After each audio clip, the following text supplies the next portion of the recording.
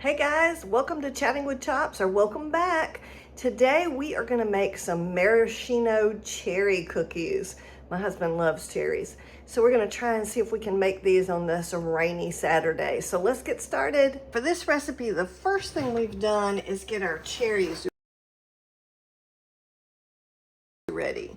So what I've done is I've cut up, finely chopped a cup of maraschino cherries, and we just have it laying on paper towels to try and get the rest of the liquid off of them, because we want them as dry as possible so they don't make our cookies all mushy.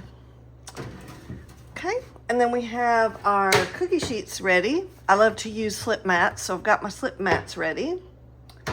And then the first thing we need to do mixing wise is we need to put our dry ingredients together. So the first thing we have is 3 cups of flour. Now this recipe is very specific about, it wants you to do exactly 3 cups, which it gives you the measurement. And I love recipes that give you measurement, weight measurements. And it says this is 360 grams of all-purpose flour. And then we want to take our cornstarch, which we have 2 teaspoons of cornstarch.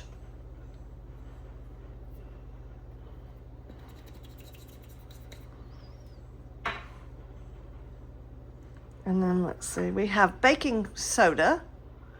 So we have 1 teaspoon of baking soda.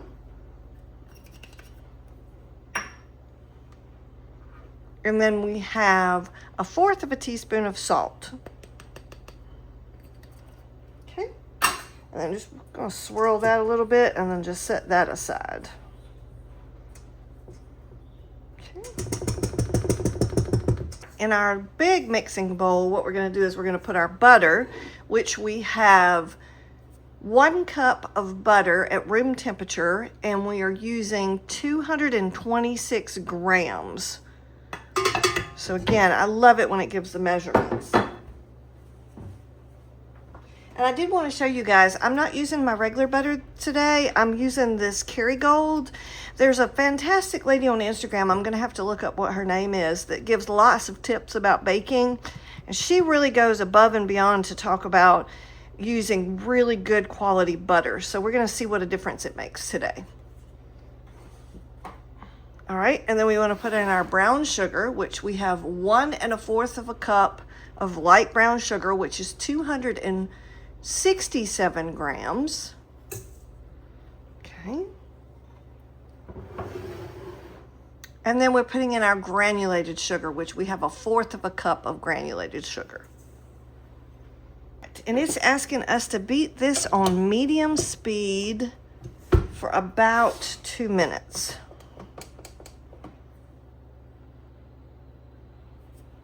So let's see how that goes. Ooh, I guess it would help if I plugged it in.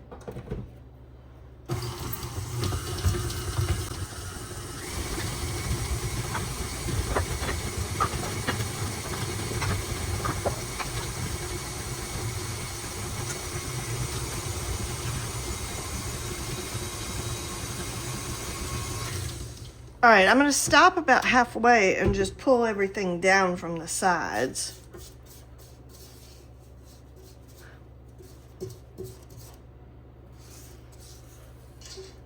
And from the bottom. That way it gives it a chance to mix in really well.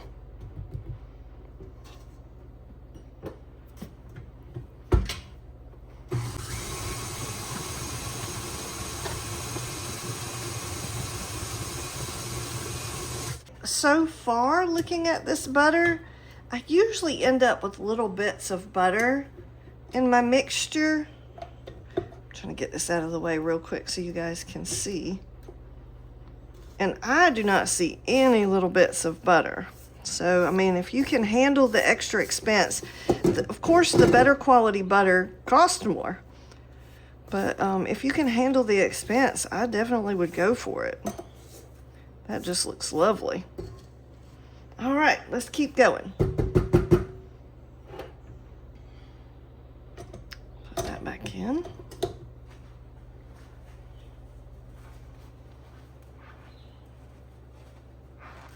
All right, now we're gonna add in our eggs.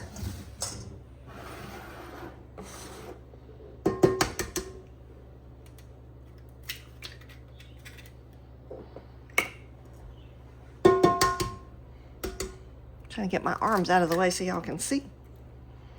All right, so we have 2 eggs. All right, and then we're gonna add our vanilla, which the recipe says you can use vanilla extract. Again, my beautiful baking lady on Instagram recommended using vanilla bean powder, which I've used before, and we're gonna try it this time. So I have 1 teaspoon of vanilla bean powder. Okay. And then we need to put in our almond extract, which we have 1/8 of a teaspoon of almond extract, so that's just barely. There we go. Okay, and this says we're only gonna beat this for like 30 seconds. And I'm just basically setting the timer so we can see, you guys can see exactly what 30 seconds is.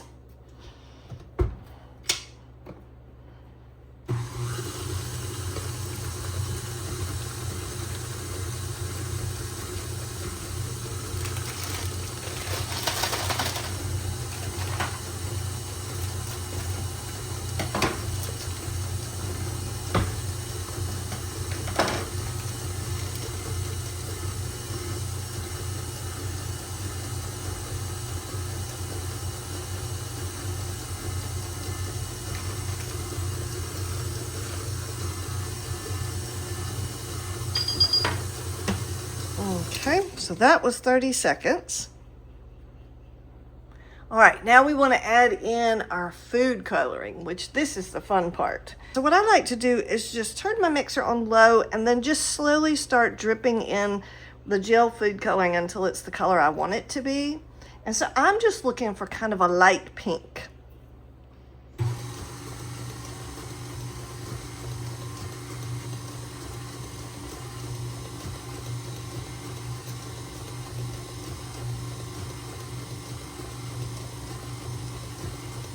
And believe me, you want to be careful with this gel food coloring. I'm using Americolor. This stuff goes a long way. You got to really be careful with it.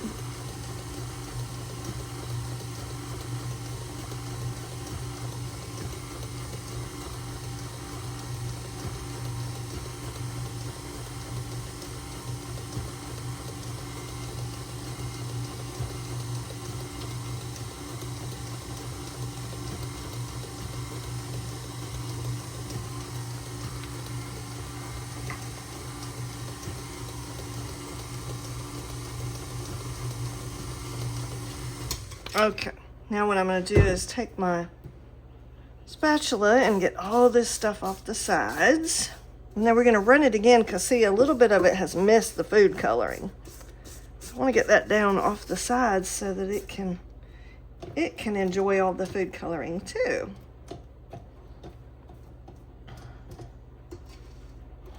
All right, let's do that one more time.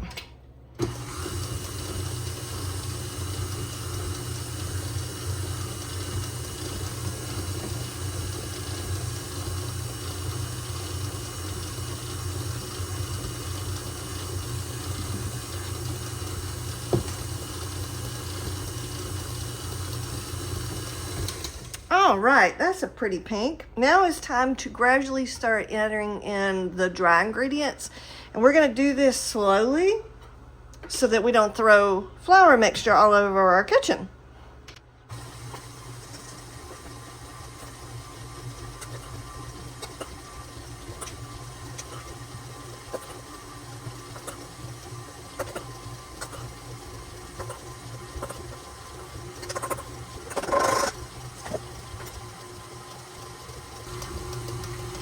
Okay, again, we're gonna scrape down the sides.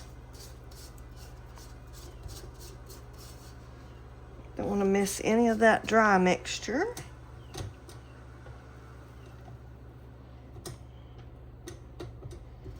Okay. And then we're gonna kind of blend this again real quick because I see I missed a little bit of flour. All right, so now it's time to add our cherries, which you see we've got them a little bit drier from being on the paper towels. And so we're gonna pour those in. Okay. And then we're gonna put in 1 cup of chocolate chips. Now I decided to use dark chocolate chips. You could use white if you wanted to. So I'm gonna pour those in. And then we're just gonna stir that for a quick minute.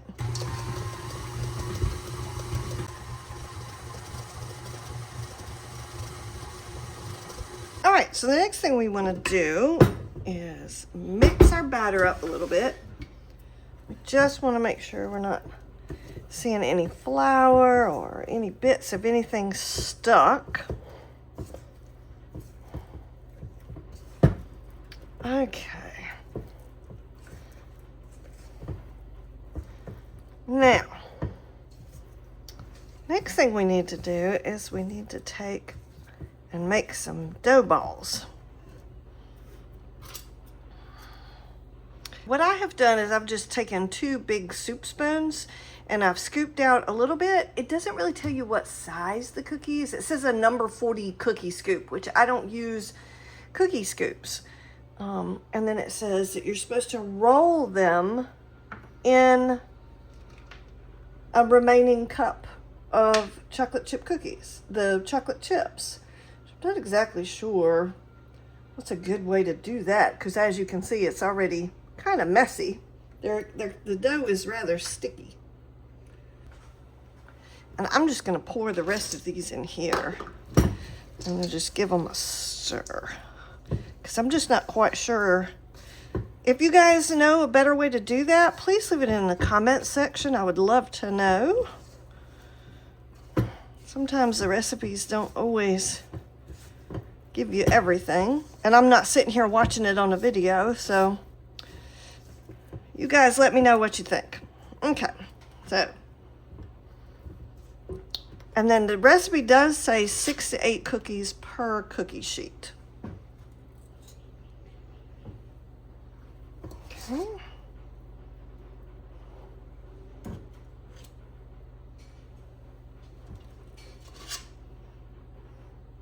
Try not to make them too big. The bigger they are, the longer it takes for them to cook.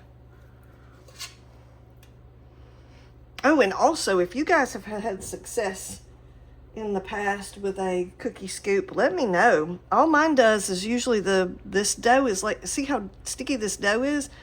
That's all it does is stick in the cookie scoop to me and I can't get it out. So, all right. So now what we're gonna do is we're gonna stick this in the freezer for about 30 minutes. I'll probably stick it in the fridge just because I have a really good working freezer. I'm gonna stick this in and I'll bring you back when it's about 30 minutes.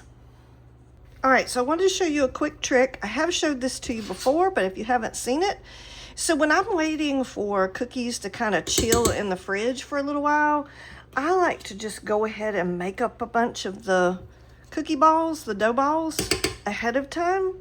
I can kind of assembly line through for my baking, and I don't have my oven on this whole time.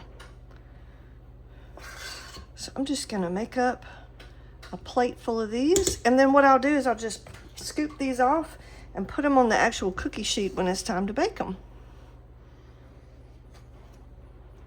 But this just speeds up the process a little bit. And if you also don't know, putting them in the fridge for 30 or so minutes just helps the butter kind of solidify back up, and it makes your cookies not be so flat. They'll be nice and round and pretty. Okay, they don't look much different. They've been in the freezer for about 30 minutes and we're about to stick them in a 350-degree oven.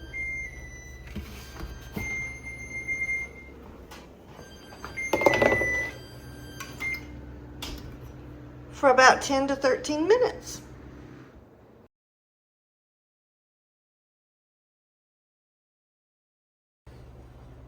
All right, so there is 10 minutes. I think I'm going to put them back in. It says you can cook them for 10 to 13 minutes. I know it says they're gonna bake a little bit longer on the cookie sheet, but that still looks really underdone in the middle. So we're gonna give them maybe 2 more minutes. All right. So what we're gonna do is we're gonna leave these on the cookie sheet for about 5 minutes and just let them finish cooking a little bit. And then we're gonna try and take them off the cookie sheet. Again, I've not made these before, so I don't know exactly what she's talking about. So we're trial and error. Okay, I'm thinking they're still a little underdone. I've let them sit on the cookie sheet for 5 minutes and they still are very wet in the middle. So I think I'm gonna drop them back in the oven for another minute or 2 and just give them a little bit more time.